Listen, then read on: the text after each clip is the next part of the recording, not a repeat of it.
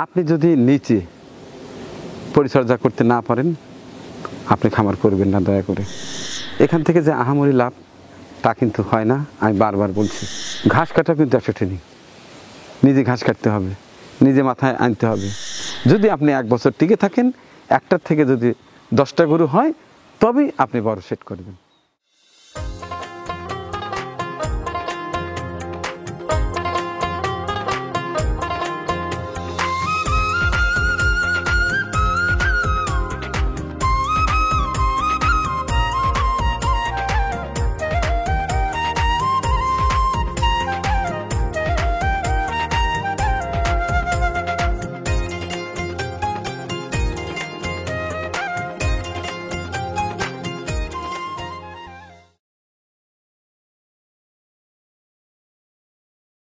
আসসালামু আলাইকুম। আমার চিত্তপুরি এগ্রোর কয়েকটি গরু আছে। আমার বাড়িতে লালন পালন হয়, কিন্তু গরু লালন পালন আসলে একটু খোলামেলা জায়গা হলে ভালো হয়। যে কারণে আমার যে কৃষি আঙিনা আছে সেটাতে আমি একটু জায়গা রেখেছি গরুর শেডের জন্য। এটা হচ্ছে শেড নির্মাণের প্রথম ধাপ, খুঁটি রেডি করা হচ্ছে। এই একটা খুঁটি আছে 18 ফিট, আর এটা বোধ হয় 15 ফিট, কারণ মাটির নিচে কিছু যাবে।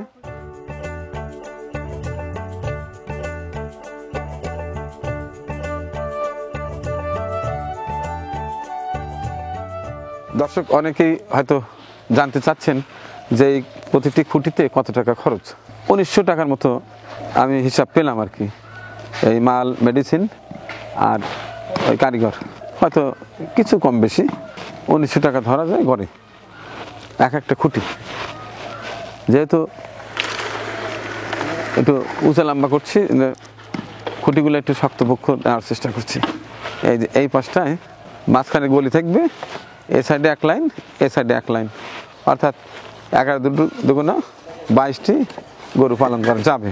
তো কিভাবে কাজ হয়, কত টাকা খরচ হয় জানাবো। দেখতে থাকুন আমার এই শেড নির্মাণের পুরো আন্তঃপান্ত।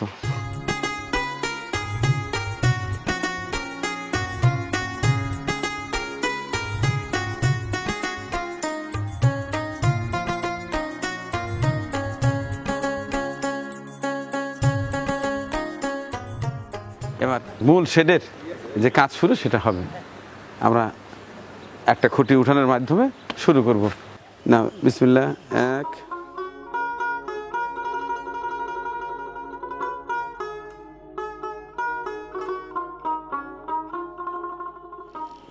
এই পারছি মনে হয়,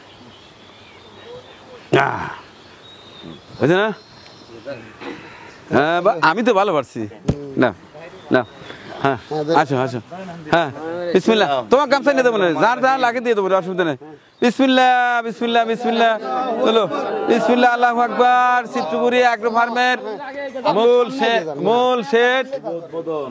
হ্যাঁ আসো আসো আসো,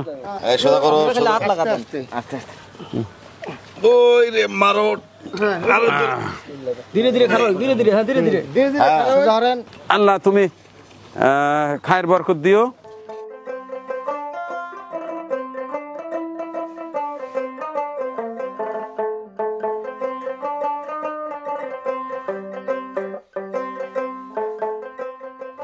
আমার হুমুদের সাহায্যকে আগে খাওয়াই, লাও ওই সবসময় দেহে টেহে রাখবি, লাও।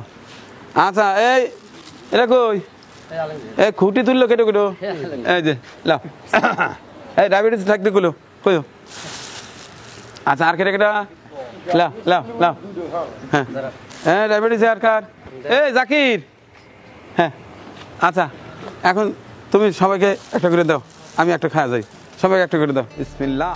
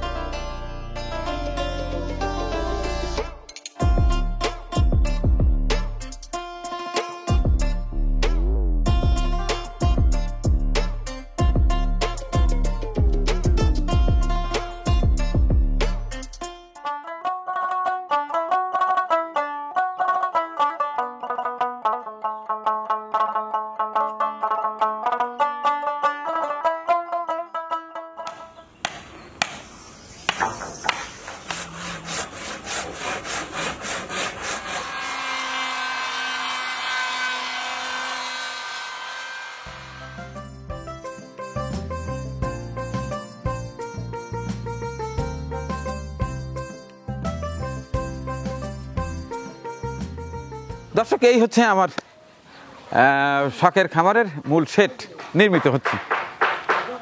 আমরা টোটাল শেডের মাপ যদি আপনাদের জানাতে চাই, এই টোটালি দৈর্ঘ্য আছে আমাদের পুরো 50 ফিট, আর এখন প্রস্থ এই যে মাঝখানে যে দাঁড়িয়ে আছি এখানে রেখেছি 10 ফিট। এই 10 ফিটের মধ্যে 5 ফিট থাকবে আমার রাস্তা, আর 5 ফিট আড়াই আড়াই করে এটা থাকবে খাবার গোড়া, অর্থাৎ খাবার পাত্র, যেটা একটা ড্রেন বানাবো। 2.5 ফিট, 5 ফিট, 2.5 ফিট, এই হলো 10 ফিট। আর এই পাশটায় এখানে আছে আমাদের 10.5 ফিট, 10.5 ফিট। এইখানে একটা ড্রেন দেব, ড্রেন বাদেও প্রায় আমার 10 ফিট প্লাস থাকবে। নিয়ম হচ্ছে একটা গরুর জন্য 8 ফিট 4 ফিট, এটা হচ্ছে নিয়ম। তো আমার এখানে 50 ফিট মাঝখান দিয়ে একটা ছোট্ট গলি রাখবো, তাতে এখানে আমার 12টা গরু আমার এক লাইনে থাকবে, ও লাইনে 12 দুগুলো 24টা গরু রাখা যাবে, একটু মাঝারি বা ছোটো সাইজ। আর বড় রাখলে একটু বেশি জায়গা দিতে হয়। আমার এই শেডের প্রস্থ যেটা 31 ফিট, এই পাশটা আছে 31 ফিট, আর লম্বা আছে 50 ফিট। এবার আসি খুঁটিতে। এই যে আমরা মাঝখানে যে খুঁটি দিয়েছি, একটা খুঁটির আমি বানিয়েছিলাম 18 ফিট, এর মধ্যে 3 ফিট মাটির নিচে আছে আর 15 ফিট উচ্চতা আছে। আমার মাথার উপরে যে টিকি আছে সেটি কিন্তু আরও উঁচু, এখানে 15 ফিট আর ওখানে 3 ফিট, প্রায় 18 ফিট কিন্তু টিকি। এইখানে আরেকটি বিষয় আমি রেখেছি, ভেন্টিলেশন রেখেছি। এইখানে একটা চালা, এইখানে একটা চালা, আর মাথার উপরে যে চালা থাকবে ওই চালা থেকে এই কর্নারে গ্যাপ থাকবে 1 ফিট, যাতে করে এখান থেকে গ্যাস বের হয়ে যেতে পারে। আর পুরোটা প্রথমত ফাঁকাই থাকবে, যদি প্রয়োজন না পড়ে তাহলে ফাঁকাই রাখবো। আর যদি কোনো সময় প্রয়োজন পড়ে, হয়তো বৃষ্টির পানি বেশি আসছে বা ঠান্ডায় বেশি ঝামেলা করছে, তাইলে হয়তো একটা পর্দার ব্যবস্থা থাকবে, পর্দার ব্যবস্থা রাখবো, তাহলে হয়তো একটু গ্রিল টিল করতে পারি, কিন্তু প্রথমেই না। আপনারা জানেন গবাদি পশু খোলামেলা থাকতে পছন্দ করে, আমি চেষ্টা করছি এটা একেবারে খোলামেলা।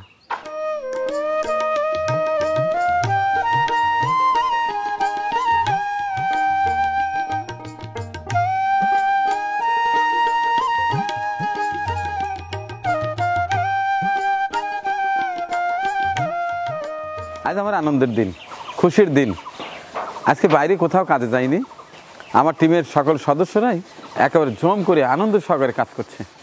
ওই যে আমার শখের খামারের উপরে টিন উঠছে, নিচে ইনসুলেশন লাগিয়ে দিয়েছে আর উপরে টিন লাগাচ্ছে। এই টিনগুলো আমার বাড়িতে যে খামার ছিল সেই খামারেরই টিন খুলে আনা হয়েছে, এই যে পরিষ্কার করা হচ্ছে, আবার নতুন হয়ে যাবে। যে কোনো স্থাপনা করতে যদি এই বিষয়গুলো লক্ষ্য রাখি আমরা, তাহলে হয়তো অনেকটাই পয়সা সাশ্রয়ী হয়। এই যে টিনগুলো ছিল ওখানে, যে ফুটোগুলো আছে সেগুলো ওই যে কোরিয়ান পুটিং আর কি সব পুটিং আছে, মেডিসিন আছে, ওটা দিলি আর পানি পড়বে না। আর এই যে পরিষ্কার করা হচ্ছে আর ওই বস্তায় লাগানো হচ্ছে।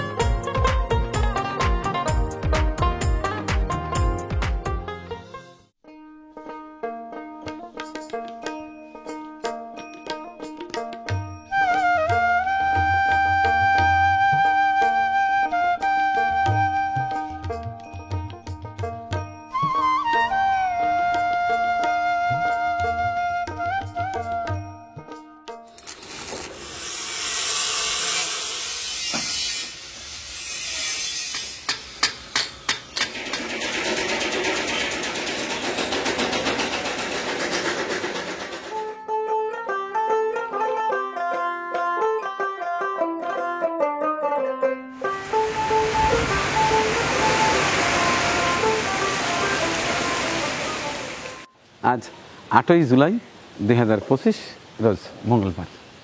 এই যে আমার স্বপ্নের খামারের শেড, এই পাশটায় পূর্ণ দমে কাজ চলছে। এই যে আমার ভাই ভাতিজারা, তারা চরম ব্যস্ত সময় পার করছে।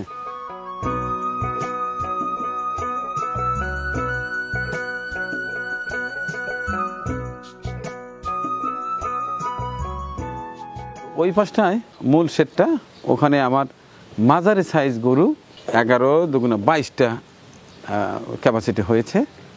আর এই পাশটায় অতিরিক্ত যে জায়গাটা আছে দেখতে পাচ্ছেন, এই পাশটায় একটা খাবারের পাত্র বানাবো। আর এই পাশটায় ছোট ছোট কিছু গরু থাকবে, হয়তো এবছর না পরের বছর হতে পারে। এবছরে এই কয়টা গরু দেখি ছোট ছোট গরু লালন পালন করতে পারি কিনা, কারণ আমারও তো অনেক কিছু শেখার আছে।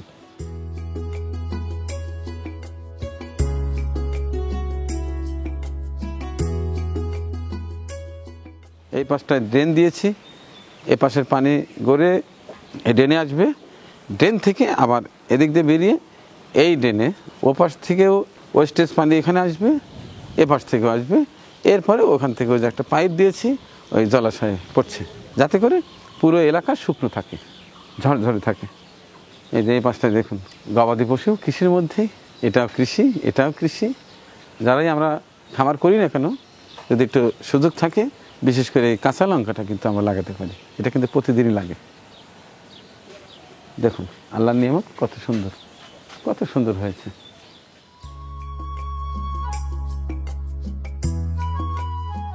এটা হচ্ছে ডিসপ্লের কাজ শেষ। যখন আপনারা আসবেন তখন এখানে গরু বেঁধে দেখাবো। আর এই পাশটায় ছোট্ট একটা ছাগলের শেড বানিয়েছি। ছাগল উঁচুতে থাকতে পছন্দ করে, যে কারণে একটু উঁচু বানিয়েছি। বাড়িতে 3টা ছাগল ছিল, এই ছাগলটা এনে রেখে দিয়েছি। এই ঘরটায় খাদ্যের ঘর, যিনি এখানে দেখভাল করবে তিনি এখানে বসবে। আর এগুলো বিভিন্ন খাবার এনেছি, ভুট্টা, জব, কালাই, এগুলো এনেছি। নিজেই এখানে ছোট্ট একটা মেশিনে এটা ক্র্যাশিং করে টিএমআর পদ্ধতিতে খাওয়াচ্ছি।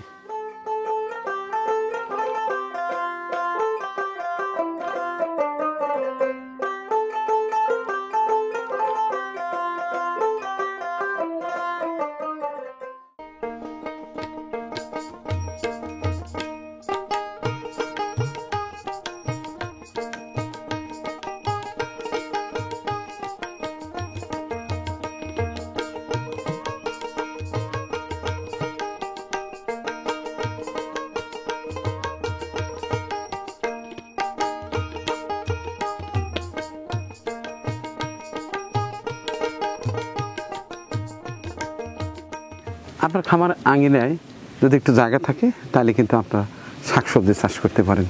এই যে দেখতে পাচ্ছেন, এটা হচ্ছে সিম, কেরালা জাতের সিম। মনে আছে তো, এইখানে প্রথম লাগিয়েছিলাম শসা, এরপরে ধুন্দুল, পর্যাপ্ত পরিমাণ খেয়েছি। এখন এটা পরিষ্কার করে দিয়ে আমি আবার কেরালা জাতের সিম লাগিয়ে দিয়েছি। মাশাআল্লাহ, দেখুন আল্লাহর নিয়ামত। এই দেখুন মজার জিনিস, বেশি হয়নি, হয়েছে তো, এইটাই আমার দেখেই শান্তি। এই যে পটল, ওই যে পটল, বেশ কয়েকটা পটল আসছে, আমি ছিঁড়িনি, দেখার জন্য রেখে দিয়েছি। এই পাশটায় কি চমৎকার লাগছে না? ওই কর্নার থেকে এই কর্নার পর্যন্ত পেঁপে গাছ লাগিয়ে দিয়েছি। দেখেন, এটা কিন্তু বেশি জায়গার দরকার নেই। এই পেঁপে, এই কাঁচামরিচ, আপনার এমার্জেন্সি তরকারি কিন্তু এইটাই, একটা পেঁপে আর কটা কাঁচামরিচ, চটকায় ভর্তা করলেই চমৎকার একটি খাবার হয়ে যায়। দেখুন আল্লাহর নিয়ামত, আল্লাহর নিয়ামত। দেখুন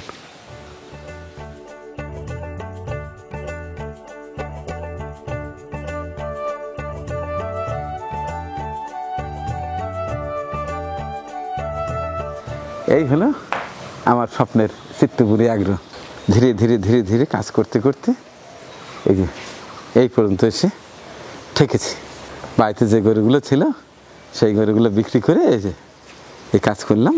এখন টুকটুক করে ওই ছোটো ছোটো কিছু গরু উঠাবো। হ্যাঁ, চলুন ভিতরে যাই আর খামার সম্পর্কে একটু কথা বলি। আমার এই শেডটাতে কোনো ফ্যান লাগাইনি, লাগাবোও না, যেহেতু উঁচু আছে আর উপরে ইনসুলেশন দিয়ে রাখছি, সেহেতু ভিতরটা অনেকটাই ঠান্ডা। আসুন ভিতরে গিয়ে কথা বলি। দেখুন দেখুন আমার লাল বাহাদুর কি আরামে ঘুমোচ্ছে। কিরে লাল বাহাদুর, ও লাল বাহাদুর, লাল বাহাদুর ঠিক আছে তো? হ্যাঁ হ্যাঁ, আমি ভয় পেয়ে গেছিলাম। ওই কখন থেকে তোকে ডাকতেছি, তুই ঘুমাচ্ছিস। সকালবেলা খাওয়া দাওয়া করে আরাম মতো ঘুম দিচ্ছে আমার লাল বাহাদুর। আমি তো প্রথমে ভয় পেয়ে গেছিলাম, কে ডাকি ওঠে না ডাকি ওঠে না। মাঝে মধ্যে ও ঘুমায় নাক ডাক দিয়া এরকম এরকম করে ঘুমায়। ঘুমো ঘুমো, তোমাকে ডিস্টার্ব করলাম। আর এ হচ্ছে আমাদের নবাব। আর এই পাশটায় আরেকটি সংগ্রহ করেছে আমার ছোটো ছেলে, এটার নাম দিয়েছি কি বাদশাহ। যাই হোক, আসল কথায় আসি এখন। অনেকে এই শেডের পূর্ণাঙ্গ ভিডিও দেখতে উদ্বিগ্ন হয়ে আছেন। আমি চেষ্টা করেছি আমার সাধ্য অনুযায়ী স্বাস্থ্যসম্মত একটি শেড নির্মাণের। শুরু থেকে তো দেখেছেন এই ভিডিওটি, একেবারে খুঁটি বানানোর থেকে শুরু করে এই এক একটা খুঁটির আমার খরচ পড়েছে প্রায় 2000 টাকার মতো। আর বাড়িতে একটা খামার ছিল, আপনারা জানেন, ছোটো ছোটো বেশ কয়েকটা ঘর ছিল। সেই ঘরগুলো ভেঙে এনেছি, যে কারণে আমার উপরের টিন তেমন একটা কিনতে হয়নি। আর ইট, ওইখানকার যে ফ্লোর ছিল, খাবার পাত্র ছিল, সবই ভেঙে এনেছি। ভেঙে এনে এটা পরিষ্কার করে এই শেডটা সাজানোর চেষ্টা করেছি। দেখুন, উন্মুক্ত, কোনো বাউন্ডারি নেই, অর্থাৎ বেড়া নেই। যেমন লাস্ট পর্যন্ত বাউন্ডারি আছে নিরাপত্তার জন্য, কিন্তু এইখানে কোনো বাউন্ডারি দেয়নি। তো এক কথায় যদি আপনারা জানতে চান যে মানিক ভাইয়া এই শেডটির কত টাকা খরচ হয়েছে, আমার নতুন যা মালামাল আনতে হয়েছে সেটি এবং পুরাতন যে টিন, কাঠ, ইট বাইরে থেকে এনেছি, টোটাল মিলিয়ে আমি একটা অ্যাভারেজ হিসেব করেছি, প্রায় 8 লক্ষ টাকার মতো খরচ হয়েছে। কারণ খরচ হয়েছে একটু বেশি, আমি ওই যে রেলিং দিয়েছি। হয়তো মনে করতে পারেন এইটুকুর জন্য এত টাকা খরচ হলো কেমনে, অতিরিক্ত কিছু খরচ হয়েছে ওই রেলিংয়ের জন্য। এবং অনেক জায়গায় দেখি যে মাঝখানে চাপা যাতায়াত করা যায় না। আমি কিন্তু এখানে পুরো 5 ফিট রেখেছি। যদি আপনার জায়গা থাকে তাহলে আপনি পুরো 5 ফিটই রাখবেন। আবার খাবারের পাত্র নিয়ে যদি আমি বলি, এইখানে অনেকে উঁচু দেয়, অযথাই পয়সা নষ্ট করে। গরু সাধারণত মাটির থেকে ঘাস কামড়ে খেতে পছন্দ করে। আমাদের সর্বজন শ্রদ্ধেয় মরহুম ডক্টর নুরুল আমিন স্যার ওনার ভিডিওতে এটা বলে গেছেন যে গরু সাধারণত নিচু হয়ে খেতে পছন্দ করে এবং খেলে তাদের এই যে মুখের যে লালা সেটা নিঃসরণ হয় এবং গর্দানও ভালো থাকে। এক কথা ওরা স্বাচ্ছন্দ্য বোধ করে। কিন্তু আমরা অনেকে না বুঝে অনেকটা উঁচু ডাইনিং টেবিল বানাই, সেটা ওদের খেতেও কষ্ট হয়, হজম করতেও কষ্ট হয়, নানাবিধ সমস্যা আছে। যাই হোক, আমরা চেষ্টা করব এখানে অত পয়সা খরচ না করতে। আমরা রাস্তাটা একটু বড় রাখবো যাতে চলাচল করার সুবিধা হয় এবং পাশাপাশি এই যে পিছনের জায়গাটা আমরা একটু বেশি রাখার চেষ্টা করব যদি জায়গা থাকে। আমি অনেক জায়গায় গিয়ে দেখি একবার গরুকে সরায় যেতে হয়, এটা আমরা করব না। আমার কিন্তু এখানে আছে, এর আগে বলেছি 11 ফিট আছে। 11 ফিট নাও আবার ড্রেনটা বাইরে দিচ্ছে, এখানে আর পুরো 11 ফিটই আছে।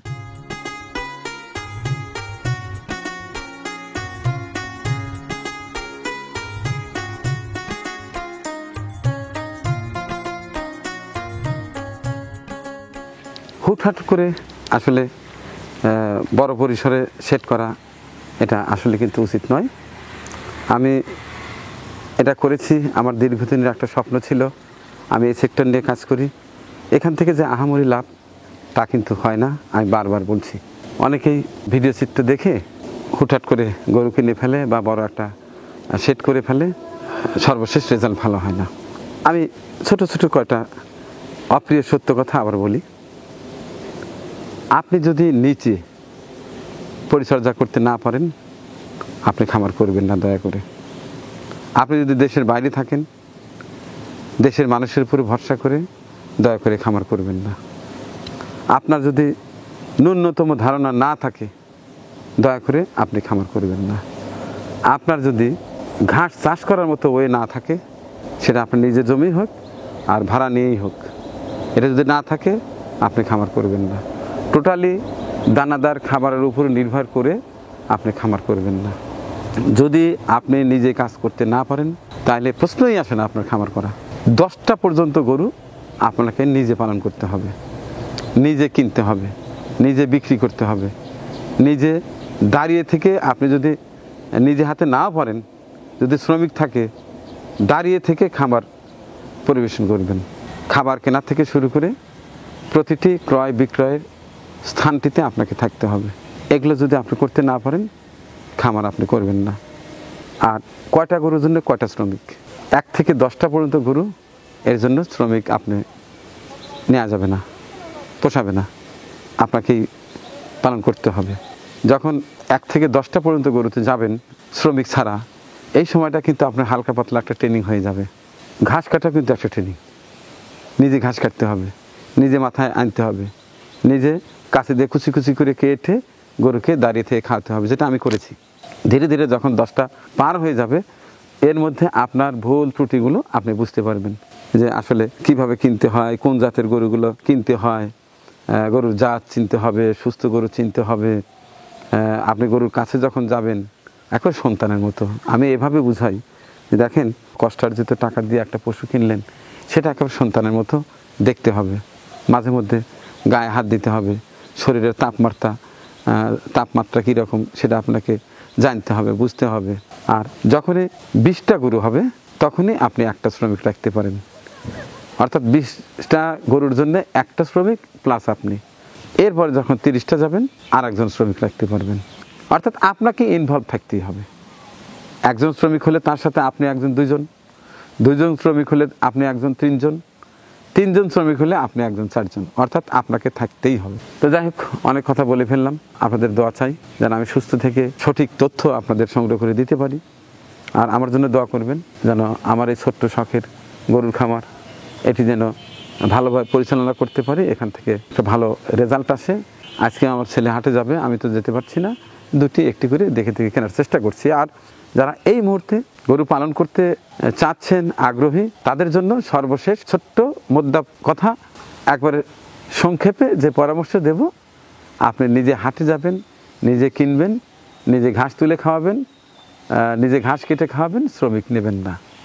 যদি আপনি 1 বছর টিকে থাকেন, একটার থেকে যদি 10টা গরু হয়, তবেই আপনি বড় সেট করবেন, তবেই আপনি টাকা ইনভেস্ট করবেন। হ্যাঁ, আপনার কাছে কোটি কোটি টাকা আছে, আপনি করবেন, কিন্তু নিজে না জানলে অন্যকে দিয়ে সম্পূর্ণ কাজ কখনো কোনো দিন করানো সম্ভব না।